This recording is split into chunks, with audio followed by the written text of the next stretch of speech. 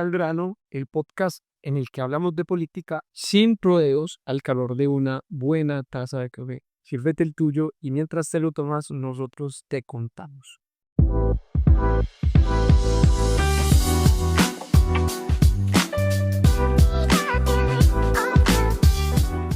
Hoy, ¿qué café nos vamos a tomar? Hoy nos estamos tomando un delicioso café de la variedad Esha, producido en altura, 1860 metros sobre el nivel del mar, en el municipio de Salgar, suroeste antioqueño, en la finca del caficultor Pablo Gómez.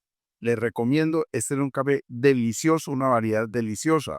Y bueno, insistimos en que tratemos de comprarle el café a nuestros productores nacionales. Bueno, Jorge, después de recomendar este café delicioso, hoy vamos a hablar de un tema bastante distinto. Este va a ser un podcast más pedagógico, más explicativo, sobre un tema en el que sobre todo tenemos que reflexionar sobre asuntos éticos, morales, humanos, de la dignidad. Y el tema es la eutanasia en Colombia, el derecho a morir con dignidad. Ese es un derecho que se ha ido conquistando poco a poco, pero que sigue enfrentando grandes retos, grandes dificultades para su aplicación. Hoy les vamos a contar cómo funciona y qué son las voluntades anticipadas y qué riesgos, retos y miedos hay sobre este derecho y las novedades jurídicas en esta materia que las hay. Vamos a hablar de algunas notas. Claro, y aprovechando pues que esta es mi profesión y que sobre este tema ha sido un tema y que hemos trabajado bastante hace muchos años. Bueno, empezamos diciendo que la eutanasia es un tema sensible en Colombia. De hecho, en Colombia no hay una ley que regule el derecho a morir con dignidad, pero desde hace varias décadas se viene abordando con mucha seriedad por parte de la Corte Constitucional. El pionero de esto fue nuestro maestro y que también fue compañero en luchas políticas suyas y mías, Carlos Gaviria, que en la sentencia C-239 de 1997 fue el magistrado ponente de esta sentencia. Se despenalizó lo que en esa época se llamaba, hasta en el Código Penal, como un delito, que era el homicidio por piedad, el homicidio pietístico, Ajá. que era cuando un médico, como quien dice, le daba pesar y dejaba que la persona muriera o la mataba. Eso era un delito. Y después del 97, ese delito se elimina, se despenaliza, la Corte Constitucional dice eso no se puede penalizar, y reconoce que cuando hay sufrimiento físico o psíquico de un paciente y el paciente solicita que lo dejen morir activamente le apliquen una inyección letal, esa decisión debe ser respetada. Y ese fallo pues fue muy importante. Bueno, este es un fallo que fue pionero en América Latina, ¿no? Hay que decirlo. Carlos Gaviria tenía una mentalidad súper avanzada. Y él se estableció por primera vez en Colombia y en América Latina el derecho a morir dignamente como uno de los derechos fundamentales de la Constitución. Pero durante años no hubo regulación. Incluso Carlos Gaviria, que después de magistrado fue senador de la República, trató de promover un proyecto de ley, pero desafortunadamente fracasó por un Congreso lleno de politiquería y de pacatería y de temores y de cosas que no se pudo hacer. Entonces, lo que el desarrollo ha sido que ha tenido que ser mediante resoluciones y otro tipo de... Pues decisiones de la Corte Constitucional y sigue a regulación que se llevaron. Claro, ahorita vamos a explicarlo un poco más. Pero entonces, aquí yo quiero decir de esto, pues esto se lo digo mucho a mis estudiantes cuando hablamos de estos temas. Ahorita no doy clases de Derecho Constitucional, pero lo he hecho durante muchos años.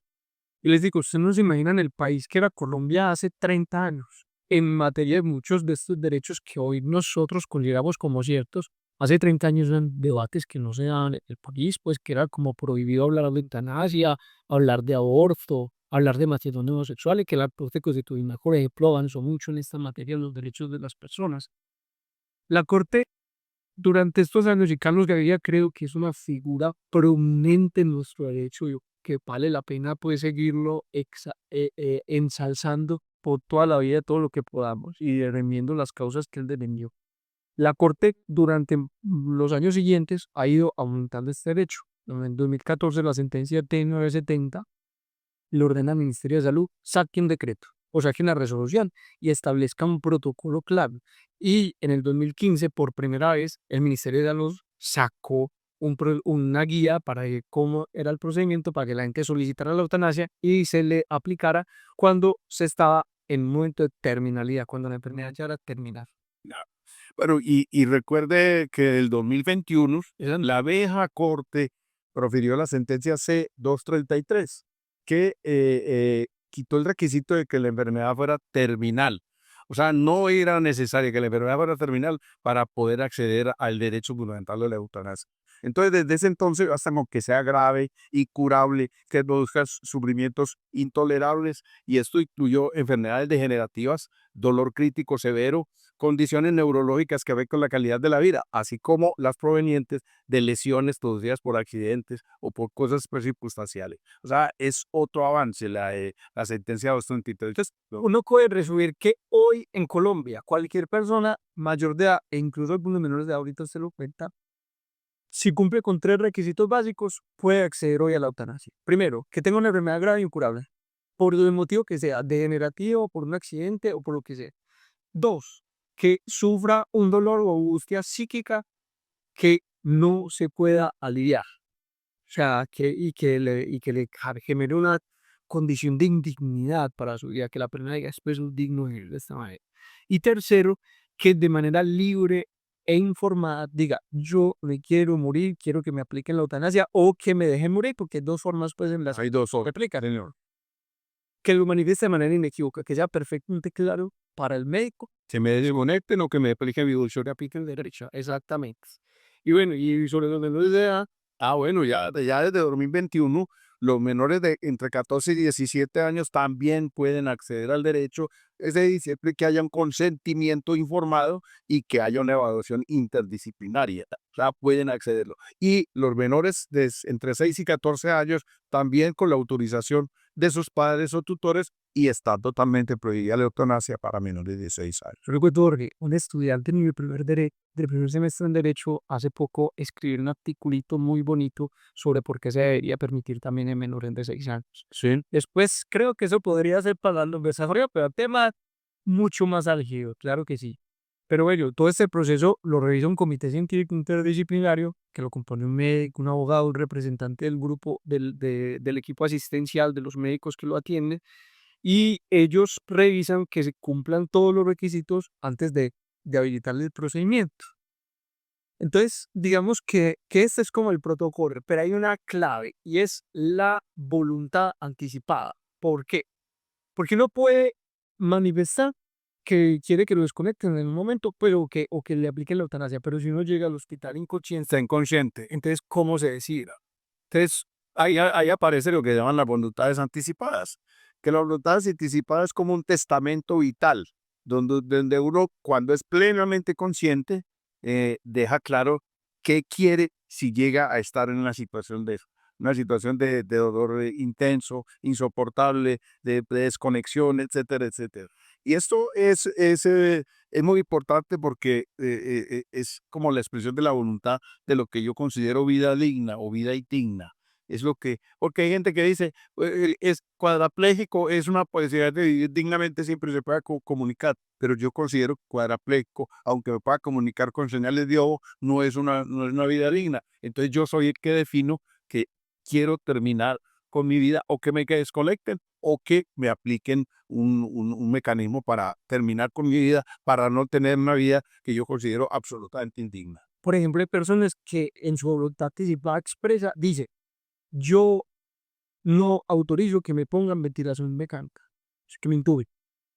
Entonces esa persona llega a urgencias y en urgencia lo primero que hacen es revisar si esa persona tiene voluntades y si las tiene expresas y registradas en el Ministerio de Salud, esa persona dice, no me intube, no la intuba y la dejan morir. Eso se llama eutanasia pasiva, que es como simplemente dejar de brindarle la atención y dejar que la persona fallezca. La resolución 1051 de 2016 del Ministerio de Salud, recuerden que como no hay ley, esto tiene que regularse a través de resoluciones en base a las acuerdos de la Corte, claro, habla de las voluntades anticipadas y cómo se pueden registrar formalmente en el Ministerio de Salud.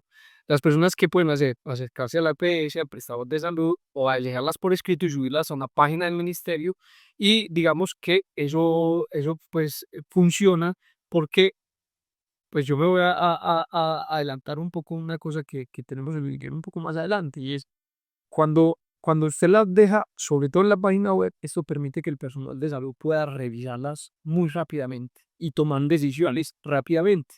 Y creo que el objeto de este episodio de hoy, sobre todo, es que la gente sepa que esto se puede hacer, porque mucha gente, cuando yo quiero hablar de estos temas con mis amigos, con mis familiares, todos me dicen, ¿cómo lo puedo hacer? ¿Eso con qué se combina?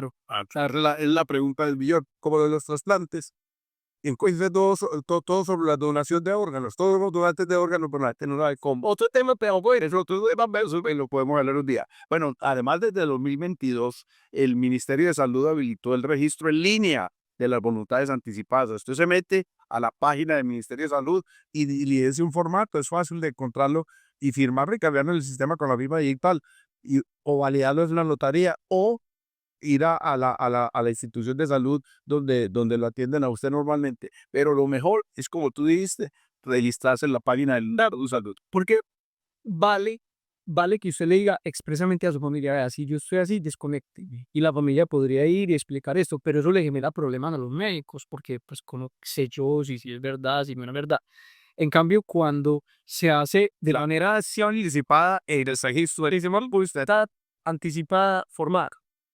Cuando usted la tiene formalizada en la página del ministerio, es muy fácil. El médico se mete, revisa y dice, efectivamente este señor, esta señora tiene voluntad anticipada. Entonces, cuando el médico lo ve, allí está incluida la decisión de no recibir soporte de que no se le hagan procedimientos, tratamientos que prolonguen la vida, porque uno considera que eso no es lo que uno quiere.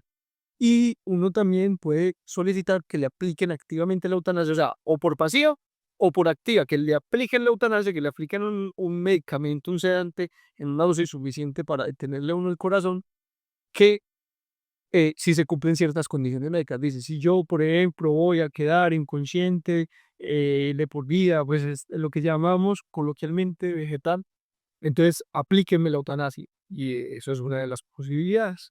Bueno, esto es un pacto, esta cosa de la plataforma del Ministerio de Salud, porque deja de ser un trámite burocrático, deja de ser un papeleo engorroso y es una herramienta para garantizar la autonomía y la dignidad de las personas.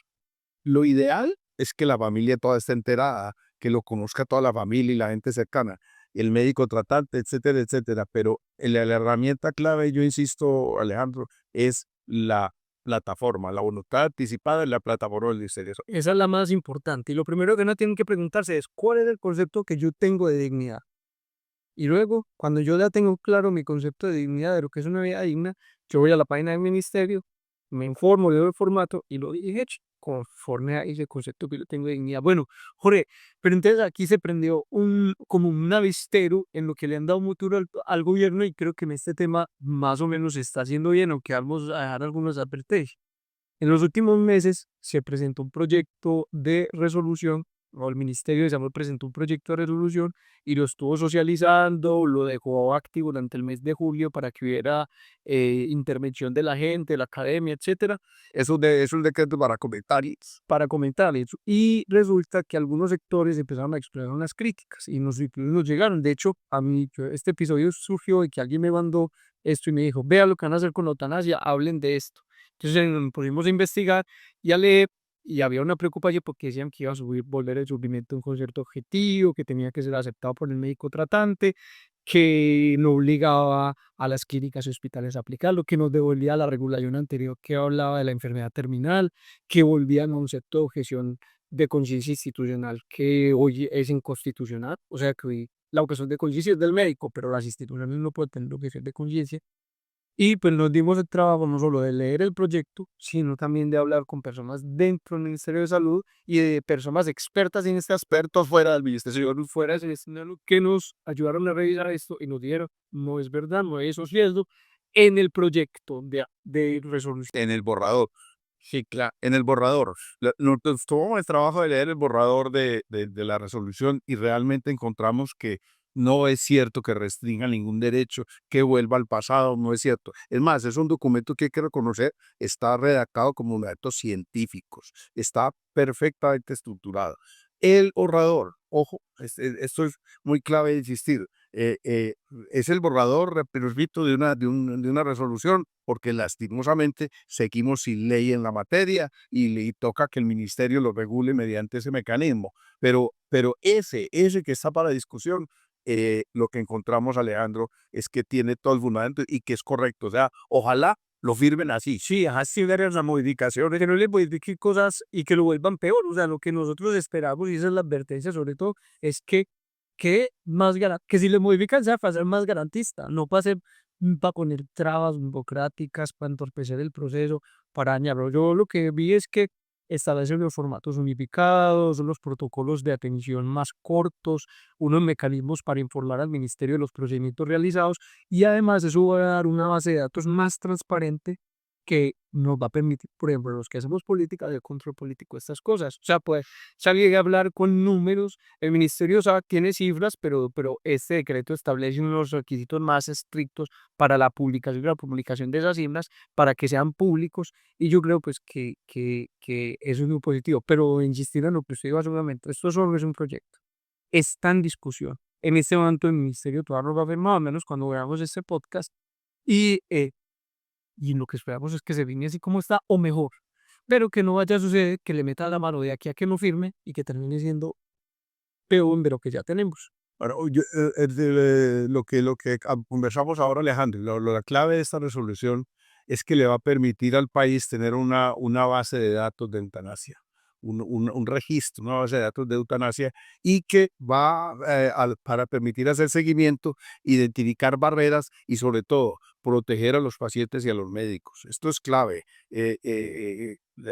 Sin proteger, muchos médicos incluso no hacen objeción de conciencia porque tengan objeción de conciencia y no por temor a que se produzca algún efecto en contra de ellos. Claro, esta resolución garantizaría que no hubiera ninguna acción porque hay una base en la material estructurada de datos de eutanasia en manos del Estado. Es que a veces los médicos quedan en una situación muy, muy incómoda en la que una parte de la manera le dice sí aplique la eutanasia, otra parte dice que no, y, y entonces si no la aplica, está omitiendo una obligación de su deber profesional.